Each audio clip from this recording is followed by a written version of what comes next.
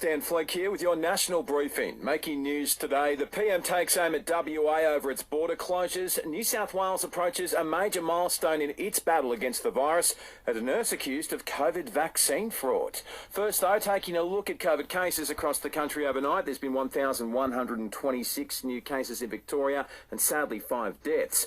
While there's a few good news stories in New South Wales when it comes to the COVID situation, the state's tipped to hit a 90% double-dose vaccination milestone either today or tomorrow, while a heap of rules have been relaxed for the fully vaxxed there today. Premier Dom Perrottet says it's great seeing the state turn a corner with rules easing up, admitting he's able to reunite with families sooner thanks to changes around international travel. It's great that we don't have to have bubbles anymore, that those who are fully vaccinated don't have to hotel quarantine. My parents flew in yesterday from the US after living there for 10 years, and to not have to hotel quarantine, I know it was a relief for them, but for everybody who's coming home. New South Wales has recorded 187 cases and 7 deaths from the virus overnight. There's been 13 new infections in the ACT, while there's been no new cases in Queensland. Meantime, the state's Health Minister Yvette Darth is hosting down talk of reopening international borders to follow suit with what's happening in New South Wales and Victoria, saying her patch is not ready. They're not risking bringing the virus in. Their virus is already there. It's throughout their community. So the risk is very different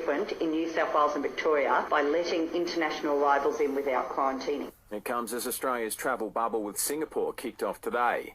Meantime, the PM's appealing to WA to reconsider its government coffers when it comes to reopening borders. If reuniting families separated by state lines in time for Christmas isn't enough motivation to ease restrictions sooner. WA Premier Mark McGowan forging ahead with plans to ease restrictions at the 90% double dose milestone, which won't roll around until January at the earliest. Scott Morrison says the state loses on multiple fronts if it remains closed longer than it needs to. Once you go over 80% and you keep things locked down, you are doing more harm than good to your economy. You are actually putting a price on Australians when you continue to put heavy restrictions on your economy once you hit 80% vaccination rate. Remaining in the state, and a Perth nurse has been charged after allegedly faking a COVID vaccination. The 51-year-old's accused of not administering a formula to a teenager. She's been refused bail ahead of facing court today. While across the ditch, there's been 190 cases in New Zealand, and sadly 2 people with COVID have died overnight. Get personalised hair loss treatment in 5 minutes delivered to your door. Clinically proven treatment for men and women. 1 pill taken daily. thehairypill.com.au.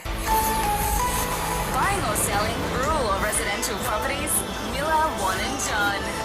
This is SAFM weather.